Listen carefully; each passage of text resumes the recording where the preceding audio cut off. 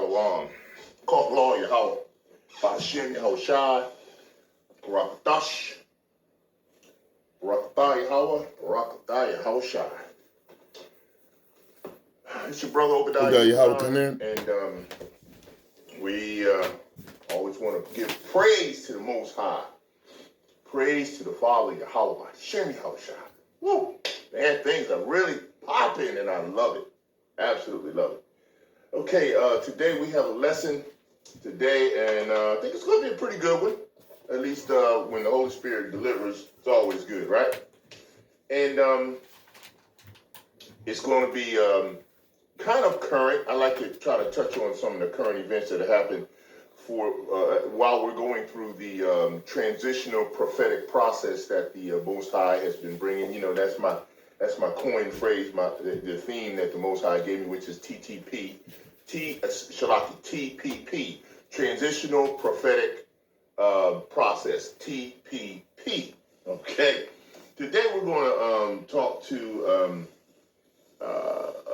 a term that I think applies to very strongly to what's happening to this particular area of the world right now. Some people, of course, call it the Northern Hemisphere, or this area of the United States.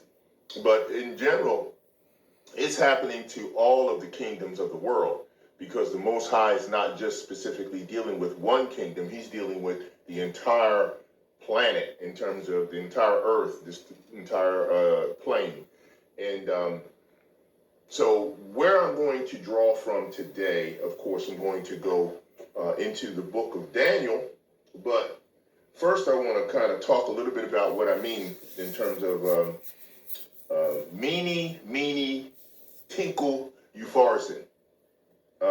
MENE TEKEL UPHARSIN, and of course, in the Bible, it translates MENE TEKEL Peres, P-E-R-E-S. It's the difference between the Hebrew and, of course, the Greek in terms of how they put things in there. And, of course, they try to do that to confuse you a little bit. But we're going to break it down, and to the best of the Most High gives us in our ability. And we're going to try to address it in a way that it'll be fruitful and beneficial for all of us. Okay? So we're going to do that. But first, what I want to do is I want to kind of talk about a few things. The Most High is cleaning off the land. What do I mean by that? And we're going to speak to Numbers chapter 35, verse 33 in reference to that as well. You know, he gave a majority of land to Shem's seed line through Jacob. He did not impart land the way that Esau Edom has portrayed it in his interpolations, whatever you want to call it. For the most part, and the reason why I say that is because Esau has ran around the planet and he has pretty much raped, robbed, murdered, and destroyed the absolute earth in terms of everything. Everything he touched, clearly he puts in his hand, where he has to take it apart to understand how it operates. When the Most High did his architectural design of chemiluminescence, which is the building block that he came up with in terms of everything that Yahawashi, who they only call Jesus Christ, and the angels, the Elohim, and those rulers that were operating under the tutelage of the Most High Yahawah, they carved all of creation out of the chemiluminescence process. That also has been defined and understood and found out by the secular scientific world, of course, that is under somewhat the guise of Esau Edom. But okay, fine. They finally figured something out, but they still don't know the actual nuance of it all. But they got a clue. Okay, so you want to look that up, you can do it, and that would be beneficial to you as well. But I don't want to digress. What I'm saying is, the Most High has shown that he can clean the land and he doesn't have to destroy it all. Historically, if we look at him and how his MO, his method of operation goes, when he dealt with the Egyptians and any other occupying, tyrannistic type nation, he always was able to clear them off of his land, or off the land that, of course, he owns, and the land that he has promised to Abraham, Isaac, and Jacob, Israel, and without destroying the absolute land. Now, see, a lot of my Achaean brother, they talk about, America going to be destroyed by nuclear fire, and if nuclear bombs were to hit the surface of the planet, yes, of course, it would take out people in terms of the inhabitants, but it would also destroy a lot of the actual life on the planet, like your trees, as well as just areas of the ground, the water. I mean, a lot of what the Most High is not angry with. He's not angry at the earth, the planet itself. He's angry at the wicked every day, as he says in his word. Okay, and so clearly he has always shown that he can remove the evil inhabitants without actually destroying his terra firma in terms of the beauty of it. Now, of course, he could replace it if he did destroy the land mass with any type of nuclear power or anything that was of that nature, including the laser fire and things that would come from the chariots. He can do that. He can replace it all. He can replace the whole planet if he choose to, with just thinking it right back into existence with the way that it operated, or just do the same thing he did with Yahawashi and the Elohim, the angels. So it's not that he can't do that. It's just that he doesn't say that he's going to destroy this entire planet.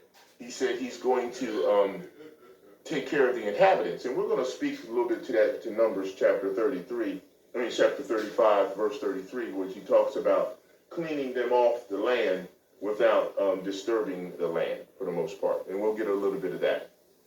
But I just wanted to make this very apparent.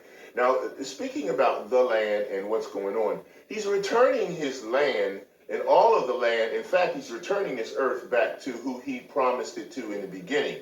He's not going to allow Edomitization to roll back up across the earth and reset and then come back and then do all this wickedness over again, or to perpetuate even more wickedness. He's not going to allow that to happen.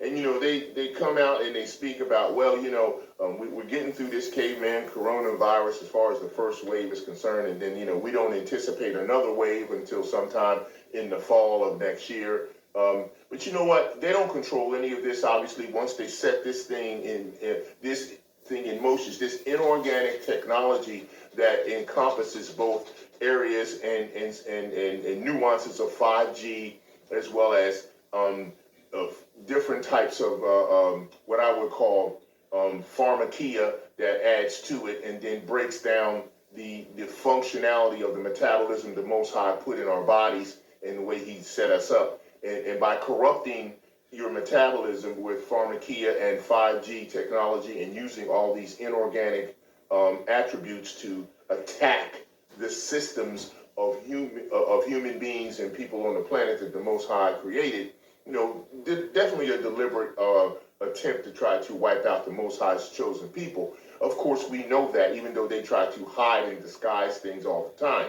But you can't hide anything from him. And we're going to talk about what you can't hide also in Psalms chapter 50. But again, here's the thing. By you trying to do that, Esau, Edom, all you're doing is turning turning this particular wickedness back on yourself. Any and every time you go about trying to push something that is so wicked and evil and diabolical onto the children of the Most High, he's going to turn it back on you. And this, basically, what you're doing is you're calling your own destruction, and you're naming your own poison by doing this. And you may not, and I'm sure you can't see it because you keep doing it, but you ought to learn from what scriptures say. The thing about it is the oligarchs of control of the planet that are given control right now, Job chapter 9 verse 24, the earth's given into the hand of the wicked. They know this. They are very familiar with the scriptures. They know prophecy. They have researched this, and that's why a lot of them have just like took off. They're gone. They took off to where they feel they can hide, but you can't hide from the Most High. But they felt like they're going to try to get away, and they don't care what happens to the inhabitants of the earth at this point, because they feel like they're secure and safe away from where things can touch them. But they're completely wrong. So anyway, by them doing these things to the earth, the Father is like, look, you think you're going to reset this wickedness back up? You're going to continue to do this? No, not by a long shot. So for the most part, as they rebel and try to do things like come back, we're going to come back and we're going to go and try to reset everything back up, and we'll be back on top, and all the chosen people, the Most High, are going to be on the bottom, and we're going to keep them that way and do better this time. No, it ain't going to work. That's not going to happen. The Most High has measured your kingdom, and it is wanting. And we're going to talk about that in MENE TEKEL UPHARSIN. Okay, so that's where we're going to go in a few minutes. But I just wanted to get this part of the commentary in and just say this is what we're dealing with. There will not be a reset of wickedness on this earth. It's not going back to that. And that's all they're really concerned about is to try to continue to rape, rob, murder, steal, and pillage the planet for gold and silver and drugs. As we can see, for the most part, their G-O-D is gold, oil, and drugs. That's their God, G-O-D, gold, oil, and drugs. And that is very easy to see that. And they think that that's going to save them. Well, it's not. It's just not going to do it. Okay, so first what I want to do is, before we go headlong into my topic, which of course was MENE TEKEL UPHARSIN. That's going to be the title of the this lesson today. We're going to go to the book of Psalms, and we're going to go to chapter 50, and we're going to read something from there, because I want to start in that with that chapter, and I'm going to read 16 through 23. Okay, so let's do that. All right, here we go. But unto the wicked, Yahawah saith, what hast thou to do to declare my statutes, or that thou shouldest take my covenant in thy mouth? Now, that's a couple of issues right there, right off the bat against them. One, the Father says, what but unto the wicked? So he's talking directly to Esau, Edom about the situation, because that's who is the wicked. They're already named, and you can go down and find more scripture in reference to how they're named. Because he even calls them the border of wickedness. So this is, and you can look up these things in these terms if you want to, and I think you should, because it's always good to do your homework.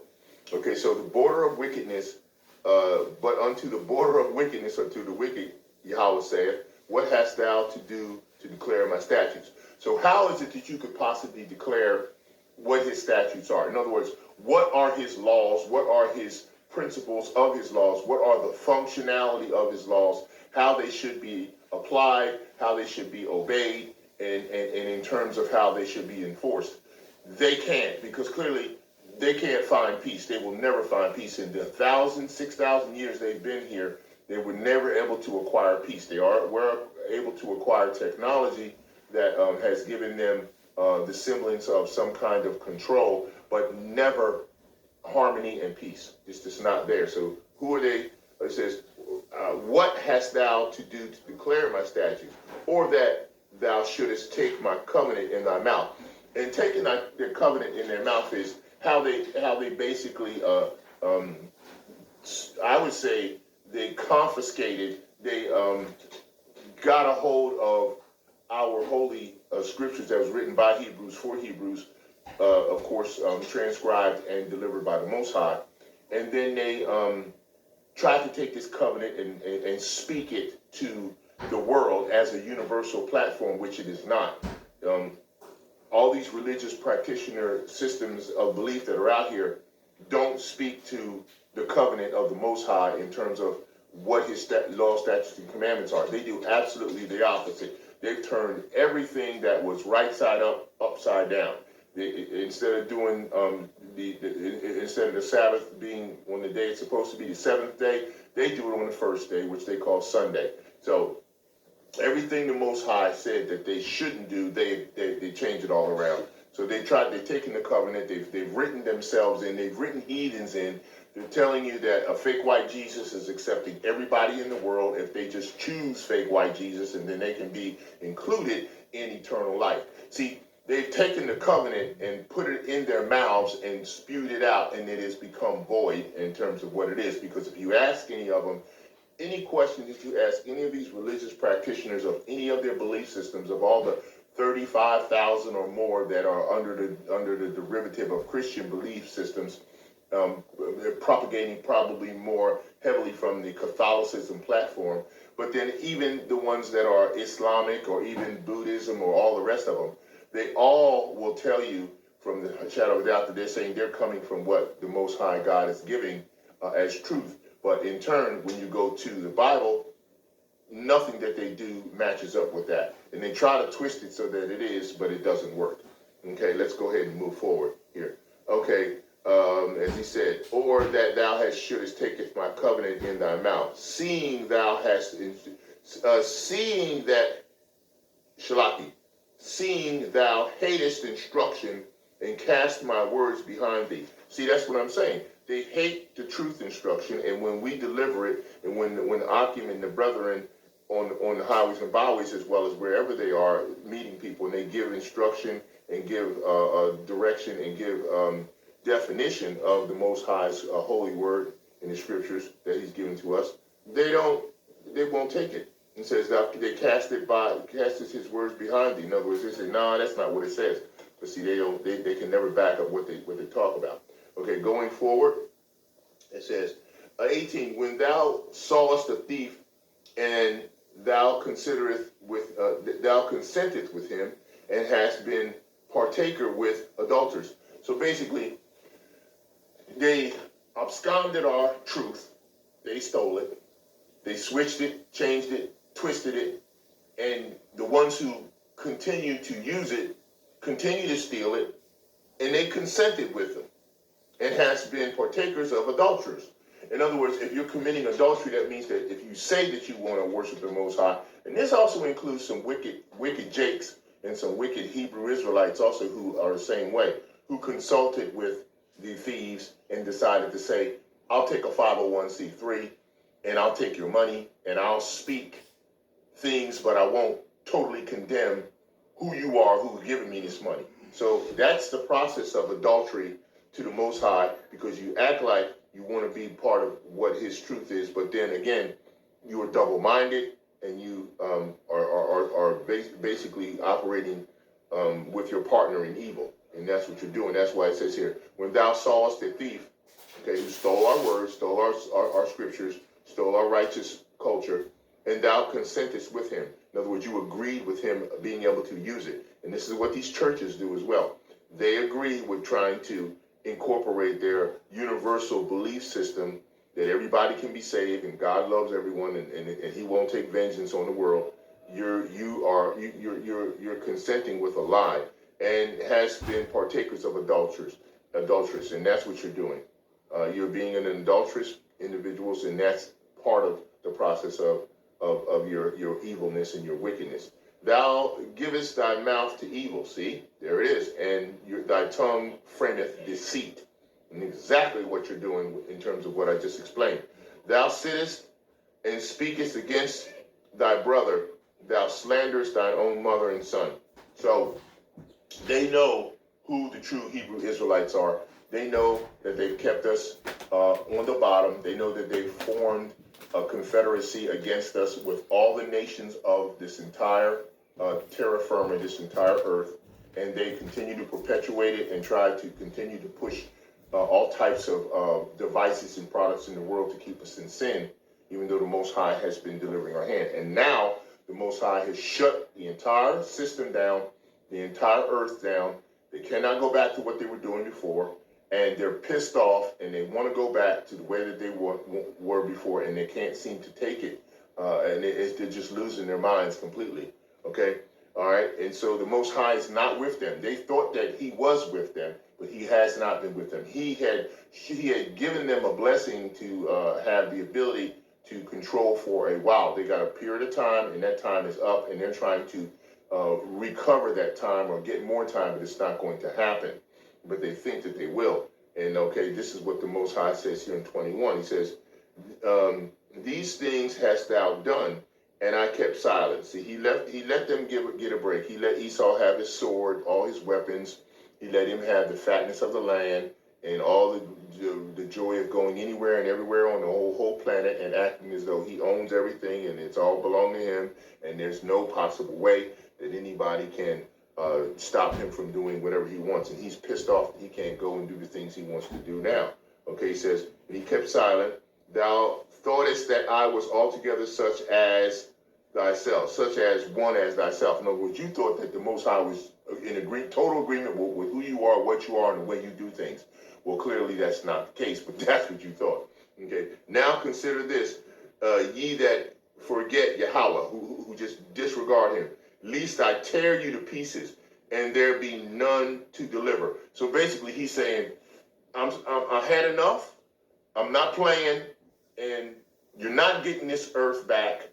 It's going to my children, the Hebrews, the Israelites, the chosen people of the Most High, Abraham, Isaac, and Jacob's seed, not fake Jews, not converts. It's going to who he chose. And that's the only way it's going to go. He says here, okay?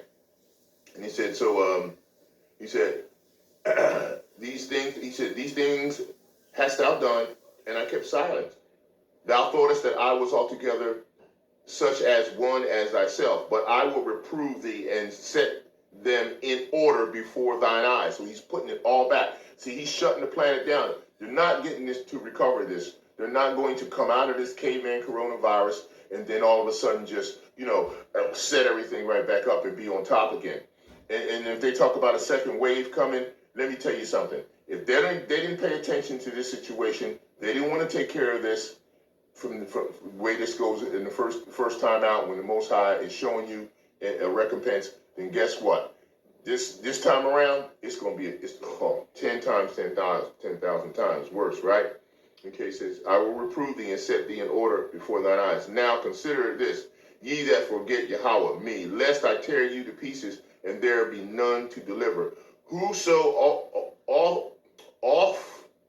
offereth praise, glorify me, and to him that ordereth his conversation, all right, will I show the salvation of Yahawah. In other words, if you Hebrew Israelites will come out of these wicked churches and come away from this fake, false religious practitioner systems of belief and go back to the law, statute, commandments, and go back to the Most High, he will offer you salvation. He says he will show salvation of Yahawah, and you will have that. But if you don't come out, then he's going to do things to you that are going to be a real bad situation.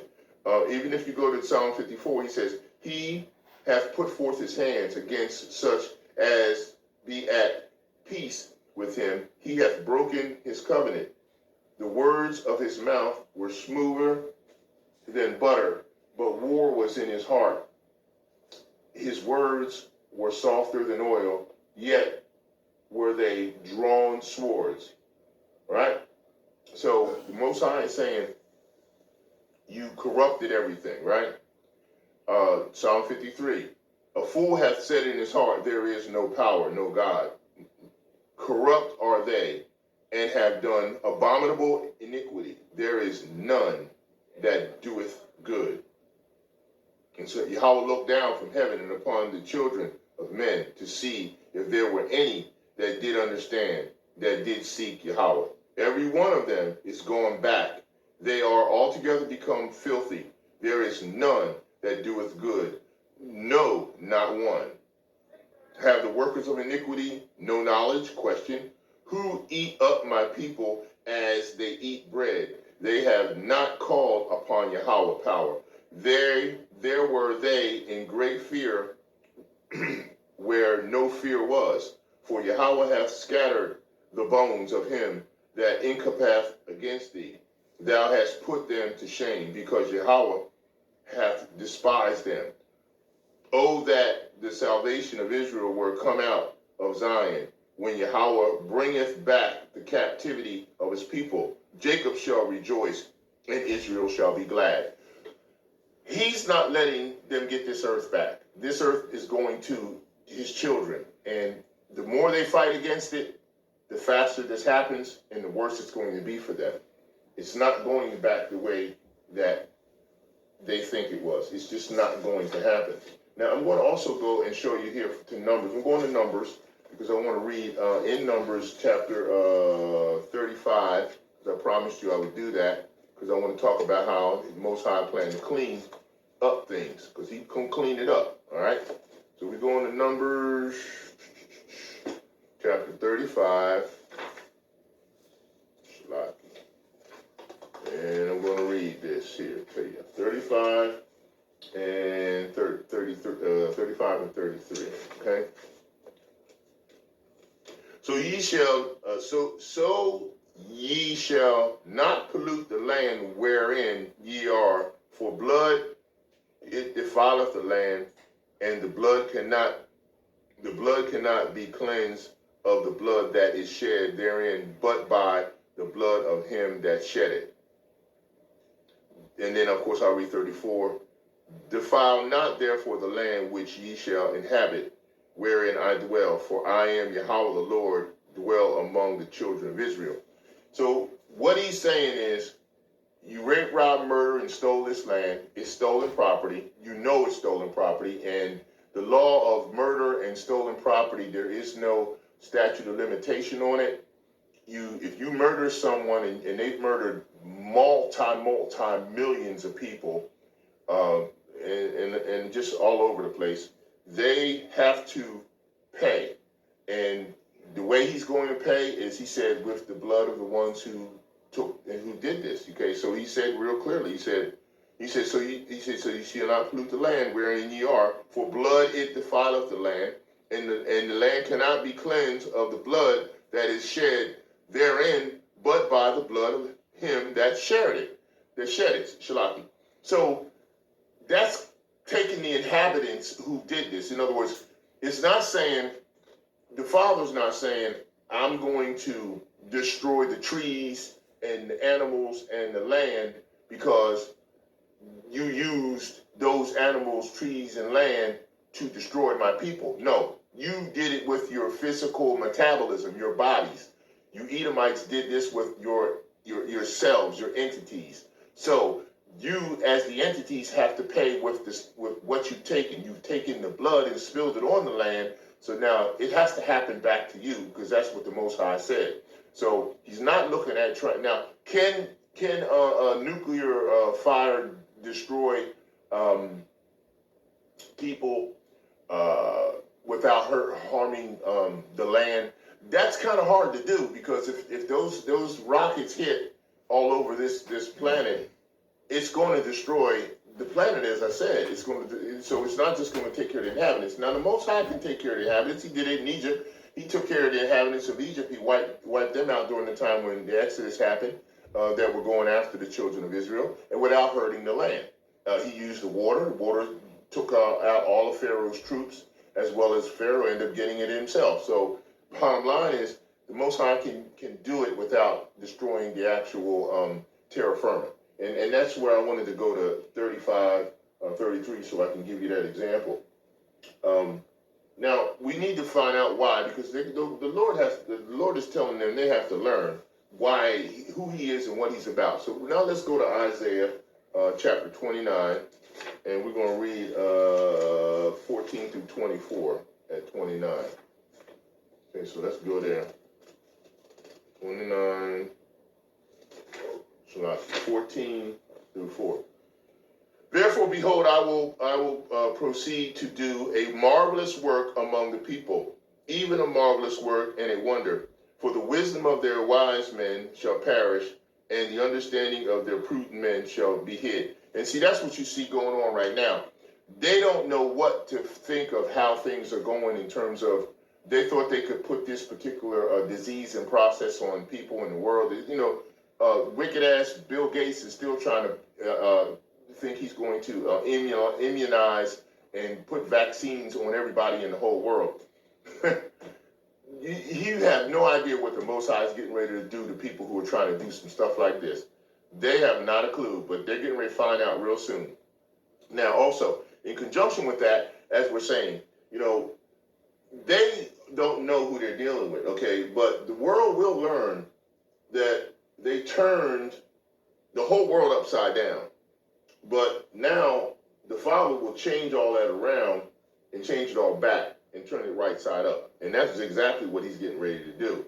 And this is what he's trying to let them know in reference to Isaiah chapter 29. 15. Woe unto them that seek deep to hide their counsel. See, they think they could hide behind the things they're doing in terms of pushing wicked vaccines on people, using their technology inorganically to affect organic bodies and basically destroy your cell makeup and your functions and your immune system. So by doing the things they're doing. So woe to them that seek deep to hide their counsel from Yahawah the Lord, and their works are in the dark. And they say, who seeth us, question, and who knoweth us? See, they think the Most High don't see it, but he sees everything.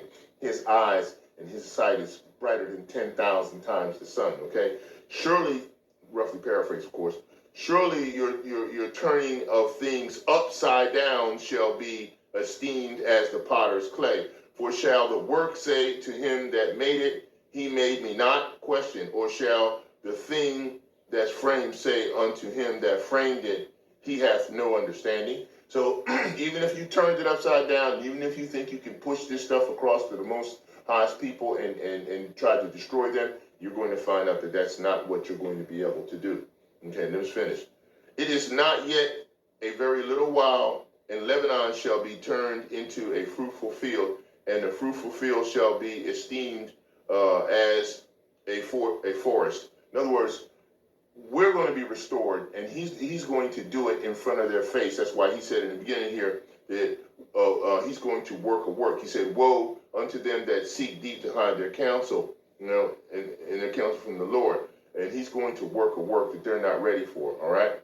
He said, 14, said, therefore, behold, I will proceed to do a marvelous work among the people, even a marvelous work and a wonder, for the wisdom of their wise men shall perish, and the understanding of their prudent men shall be hid. That was verse 14 of 29 of Isaiah. All right, going back down. All right, on 18. And in that day shall the deaf hear, and the words of the book, and the eyes of the blind shall see out of obscurity and out of darkness.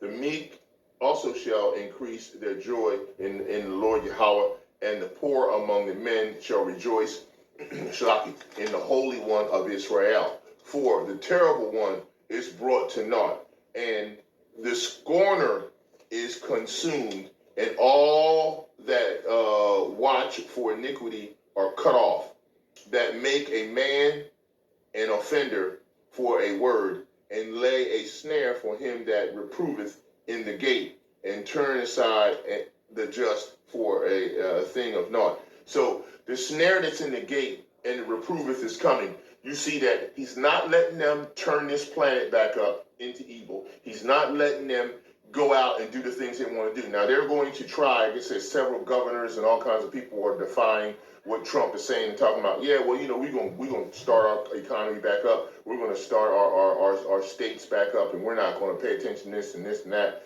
And that's a very dangerous thing, because you're defying the Most High. You're mocking him. And when you defy and mock him, all you're doing is bringing more down on yourself, okay? All right, 22 of 29 of Isaiah. Therefore, thus saith Yahawah Power, who redeemed Abraham concerning the house of Jacob. Jacob shall not now be ashamed, neither shall his face now wax pale. But when he seeth his children, the work of my hands, in the midst of him, they shall sanctify my name, and sanctify the Holy One of Jacob, and shall fear Yahawah Power, the power of Israel. So when they find out finally, because they're still stubborn, stiff-necked. We're talking about Edomites and Hebrew Israelites and just Hebrews who just don't want to pay attention, who are stuck in these churches and these wicked places of worship. They're getting ready to find out. You're going to find out what his real name is and who he really is, and it's coming. Okay? And then reading 24. They also that erred in spirit shall come to understand, and they that murmured shall learn doctrine. So the doctrine they're going to learn is the truth here that we're giving them, and that a lot of the Yakim and the brethren are giving us and teaching on the highways and byways. And now, because of the wickedness of twisted information that they possessed and pushed out on the planet, they're trying to keep people in. So everybody's kind of doing things in this manner. We all kind of knew it was coming. At least I kind of knew it was coming. He was going to stay. He's going to eventually, Most High is going to shut all this down as well. Okay. So, and then now we're going to go to Daniel, and we're going to finish this out, because we're going to talk to the topic, which is, MENE TEKEL UPHARSIN, and got a little treat. We want to show a little thing. It's a bunch of Edomites that are portraying themselves as us during the time when Belteshazzar, the son of Nebuchadnezzar, had the golden vessels of Jerusalem, and they were defiling them. And in the process of the defiling them, the Most High, his hand, it was either his hand or a hand he had provided, wrote on the wall, MENE TEKEL UPHARSIN, and we're going to explain that and how that works now, because this is what's happening to this earth right now, and definitely written on the wall here in the United States, and they're going to be dealing with it. Okay, so let's go ahead and pick it up in Daniel chapter 5. And I'm going to start at, let's see. Well, I could go up there. I mean, I want to give some clarity to this so it makes some sense here. But, I mean, I'll go ahead. I'll start at 17. Why not? Okay. Shalom. Daniel chapter 5, verse 17. Then Daniel answered and said before the king, he's talking to Belteshazzar, let thy gifts be to thyself, and give thy rewards to another. Okay, now to me, in this particular situation right now, I liken this to the daggone stimulus checks that are coming out. If people were smart, you know that this world, and Esau don't never give you nothing for free. If he gives you something, he's coming for something in return. And he's wanting something in return if he gives you something, if you take it. Now, as far as the stimulus check goes, one was sent to me that I understood, but the government also took it. Okay, why did they take it? I never got it.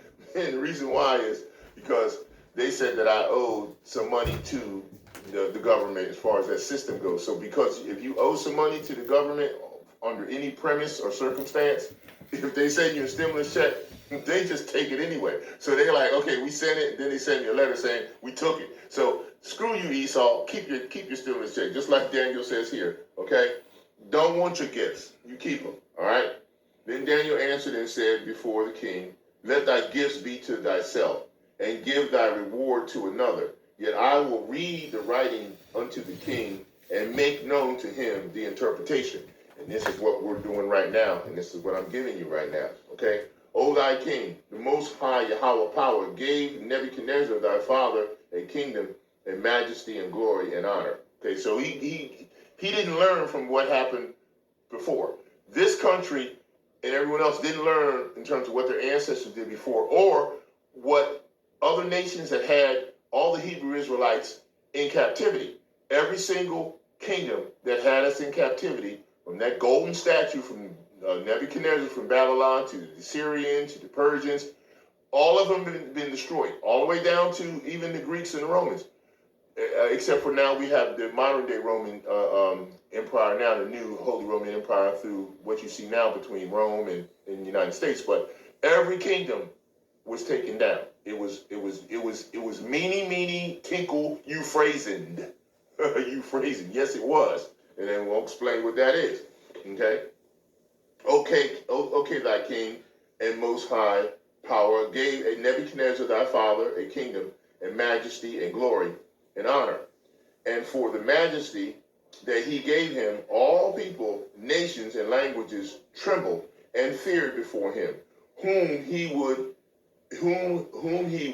he slew, and whom he kept alive, and whom he would he set up, and whom he put down. Okay? Now, heathens are getting taken down because everything that they did has to go back on them. 20. But when his heart was lifted up and his mind hardened in pride, he was poised from the kingly throne, and they took his glory from him. Okay? That's what happened. Remember, he put him out in the field and made him like a beast eating grass and everything else, right? And he was driven from the sons of men, and his heart was made like the beast. And the dwelling was with the wild asses. They fed him with grass like oxen. See, I said that. And his body was wet with the dew of heaven, till he knew that the Most High, Yahawah, ruled in the kingdom of men, and that he appointeth over it whomever he will. So these Edomites don't seem to understand that the Most High is like, look, he appoints whoever he wants in whatever manner he wants, and he sets up kings and he takes them down. Okay, and thou, his son, O Belshazzar,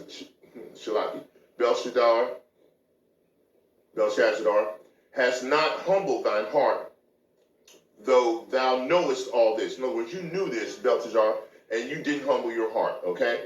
But hast lifted up thyself against Yahawah, power, the Lord of heaven, and they have brought the vessels of his house before thee.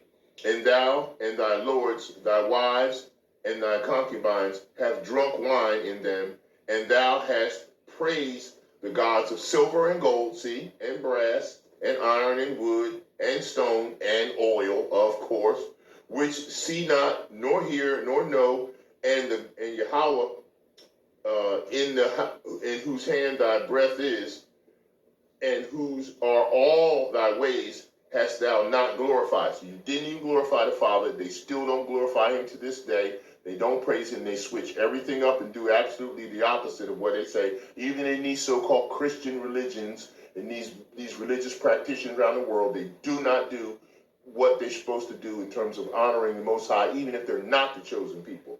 Okay? Then was part of the hand sent from him, from Yahawah, and this writing was written. And this is the writing, and was written. MENE TEKEL UPHARSIN. This is the interpretation of the thing, meaning Yahawah hath numbered thy kingdom and finished it. In other words, he already numbered it, gave you 6,000 years, and your time is up. It's over. Okay? Tekel, thou art weighed in the balances and art found wanting. He weighed and balanced your kingdom, your people, and you have been found wanting, which means you did not comply with what he wanted. Our Father is about balance. That's why people think, well, he's all love. No, he's about balance. He balances both sides. That's why he controls the left hand and the right. And he balances it, and he's going to balance it. So don't come up with this crap about he's just all love, because he's balanced. All right, and Euphrasin, or they got Perez here, that kingdom is divided and given to the Medes and the Persians. Okay? I want to break down some of that information about the Medes and the Persians to give you a little bit of insight on it, and throw some actual scriptures that you can look up to validate some of that information. But not only are the kingdoms divided, but he's talking about the entire earth is divided now, and that's why he shut it all down. And it's given to the Medes and the Persians, and that dynasty was very unstable in all of the different monarchs that controlled it, and that spread through quite some time, through 723 BC on up through 800 BC and on. But I'm not going to go into digress into a bunch of numbers. I don't want to confuse you. But at the same time, that's research that we will touch a little bit on as well. And then commanded Belteshazzar, and they clothed Daniel with scarlet and put chains of gold about his neck, and made a proclamation concerning him, that he should be the third ruler in the kingdom. In that night was Belteshazzar, the king of the Chaldeans, slain. And of course, Darius the Medes took the kingdom, being about 62 years old. Okay, so I just wanted to make sure I got that said. And now I want to go into my Bible dictionary, and I want to pull out some information on the Medes and read it to you so that you can see what I'm talking about what I'm talking about these Medes and the Persians, and what's going to be like-minded in terms of what's going to be done through this area as well. Okay, so we want to make sure we read some of that. Okay? All right, so Shalaki, let me get to it. All right. Here we go. All right. Okay. As I said, we got some numbers here, but I'm not going to blind you with too many numbers because I don't think that that's appropriate, because if you haven't done any study to this level, you won't know, but I'm going to give you this information anyway, all right? Okay. All right. I'm going to start here. Of all the ancient Oriental monarchies, the Median was the shortest in duration. It was overthrown by the Persians under Cyrus in BC 558, who captured its king, Artaxerxes, and the treatment of the Medes by the victorious Persians was not that of an ordinary conquered nation. Medes were appointed to stations of high honor and importance under Cyrus. See, they had stations of various degrees, right, under Cyrus. The two nations seemed blended into one and were often find reference to the kingdom as that of the Medes and the Persians, as it says, Daniel chapter 5:28, which we were just reading, as well as chapter 6, verse 8 through 12 and 15. The reference to the Medes in the canonical scriptures are not very numerous, but they are striking. We first hear of certain cities of the Medes in which the captive Israelites were placed by the king of Assyria on the destruction of Samaria, BC 721. Remember I was saying 700. 2 Kings 17:6 and 18:11. Soon afterwards, Isaiah prophesies the part which the Medes shall take in the destruction of Babylon. Isaiah chapter 13, verse 17 and 21, verse 2, which is again still more distinctly declared by Jeremiah in Jeremiah chapter 51, verse 11 and 28, who significantly indicates the independence of Media in the day. That's 25:25. Daniel relates the fact of the Medes and Persians conquest. Daniel 5:28-31, giving the account of the reign of Darius the Medes, who appears to have been made viceroy by Cyrus. Daniel chapter 6, verse 1 through 28. In Ezra, we have a mention of Archimedes, Ibanna, the palace in the province of the Medes, where the decree of Cyrus was found in Ezra chapter 6, verse 2 through 5, a notice which accords with the known facts that the Median capital was the seat of government under Cyrus, but a royal residence only, and not the seat of government under Darius. Finally, in Esther, the high rank of Media under the Persian king, yet at the same time, its subordinates' position is marked by the frequent combination of the two names in phrases of honor, and and presidency being in every essence under the assigned to the Persians. In other words, so they always seem to basically mention, when they say the Medes, they mention the Persians. So the modern day Medes and Persians today, we're going to be talking about Iran and the area of Iraq, and of course we want to include Russia. So this is what's coming in terms of, but the land is going to be turned back to the Hebrew Israelites in totality, because that's what the Most High has decided He wants to do, and so they're not getting this kingdom back. So now I want to just kind of show you a little bit of the depiction of these Edomites dealing with MENE TEKEL UPHARSIN, and then we're going to close this topic, this subject out. So just Shalaki, give me a second here to get this set up for you, and then we will get to that. Here, I'm going to get it on first here,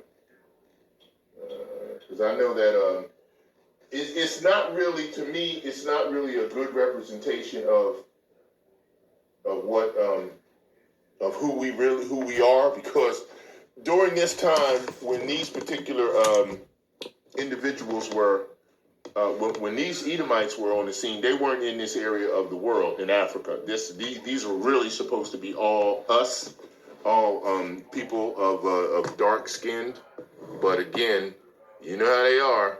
They're gonna use lies. So let's see what we got here. Here we go. Writing on the wall. Bring me the golden vessels from the temple of Jerusalem. But my king, is it wise to use the vessels? My king, these cups are considered sacred. Are they not, my king? Perhaps in Jerusalem!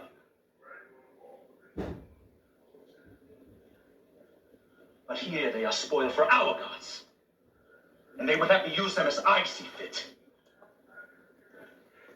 Bring them!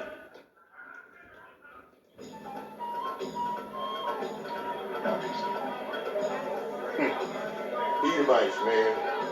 Freaking trip.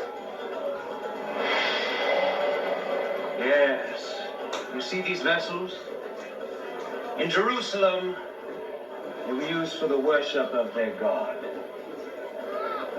Now, instead of the blood of bulls and rams, let them flow with foaming wine. For I am not a devourer of blood. I am a devourer of drink. And choice. To Marduk, the god of our city. Marduk! And to our idols of gold and silver, bronze and iron, wood and stone, partake of our pleasures and protect our city.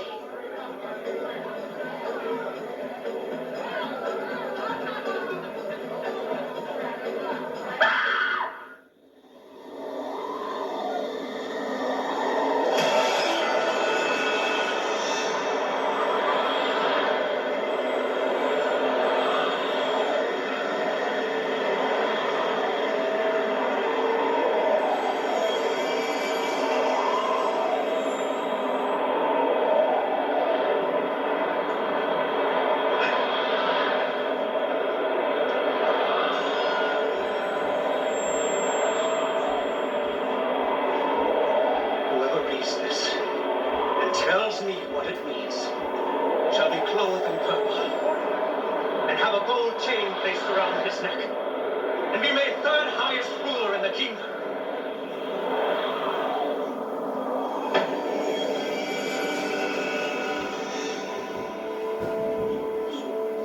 And all the king's wise men came in, but they could not interpret the inscription or tell the king what it meant. So Belshazzar became even more terrified. The Judean once told Nebuchadnezzar, your forefather, of his dreams. He succeeded when everyone else had failed. This man, Daniel, whom the king called Belteshazzar, he could tell you what this writing means. Does he still live? He does. Bring him to me quickly, but do not harm him. We shall soon learn if this Hebrew can do as you say.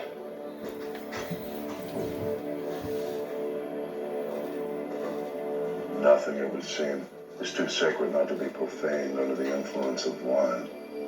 Nothing.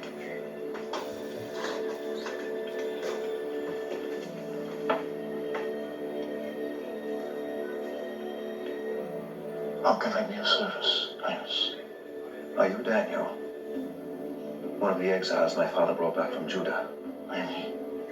I am told you are able to give interpretations and solve difficult problems. If you can read the writing on that wall, you will be clothed in purple, have a chain of gold placed around your neck, and be made third highest ruler in the kingdom. Long ago, I told your forefather, Nebuchadnezzar, that I would speak to him only the truth, and that if he rather not hear it, he should ask me nothing. Perhaps it would be better if you asked me nothing. No. It is unseemly for a king to be baffled by a message in his own hall. No human hand has scribed it. No other tongue can interpret it. Tell me what it means. Be it for good or ill. Okay. The Most High God gave your father Nebuchadnezzar greatness and glory. But when his heart became arrogant, he was deposed from his throne and stripped of his glory, until he acknowledged that the Most High is sovereign over the kingdoms of men. Even though you knew all this, you should have appealed to him. Instead, you set yourself up against the Lord of heaven. You had the gods of his temple brought to you and praised the gods of bronze and iron, wood and stone instead of him. These vessels were made for the service of the Most High, and you have used them to pour wine for your harlots. Would you humble the Almighty by desecrating his possessions? Would you bind him like a captive and beat him like a slave?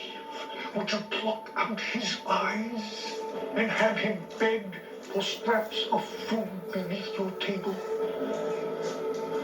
This you would do if you could, and the Almighty knows it. This is his answer to you. The Lord God will strike you down like an enemy, for he has bidden his angel to unsheath his sword. These, then, are the words he has written.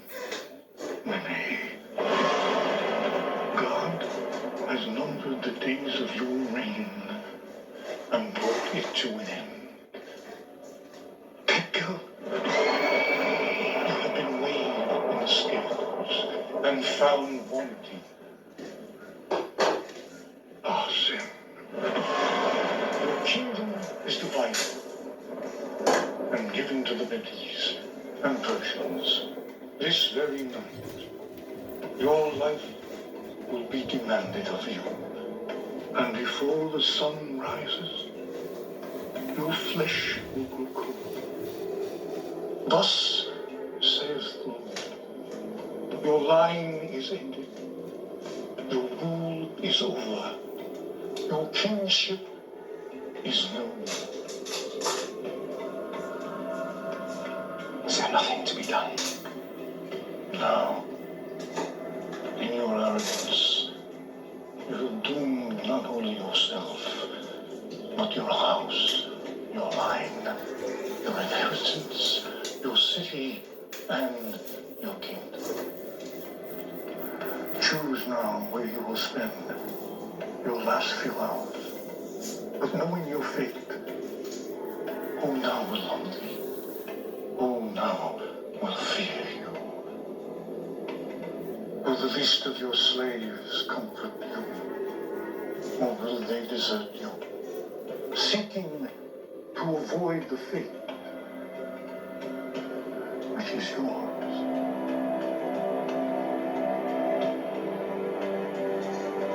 Let it be as I have commanded. Let this man be clothed in purple,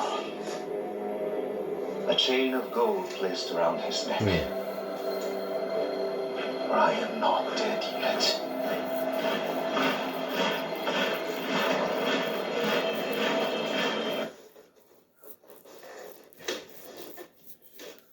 verses 19 and 20. He showeth his word unto Jacob, his statutes and his judgments unto Israel. He hath not dealt so with any nation. And as for his judgments, they have not known them. Praise ye the Lord. All right. As you can see, and I wanted to make sure you heard that because that needed to come in there at that particular time. Well, that's what we understand about MENE TEKEL UPHARSIN. This country, this earth, it has been judged. It has been weighed, and the balance is due. And the Most High is collecting. And there is no way you can pay for the things that you've done except for what He expects from you. And that is, you have to pay with what you did. The measure has to come back to you. Ain't no more time left, folks, to be messing around at all. There's no other way out. And Edomitization is not coming back up. So I hope this lesson was beneficial and edifying to you. If it be the will of the Most High YAHAWAH BAHASHAM YAHAWASHI'S, I'll bring you more. I'll bring you whatever He decides He wants to bring forward. But in any event, I hope this was something that you could pass on and share with your family. And then maybe they'll get some enlightenment. Maybe they'll come out. We don't know. But anyway, that's it for today. And Shalom and Baba Ball.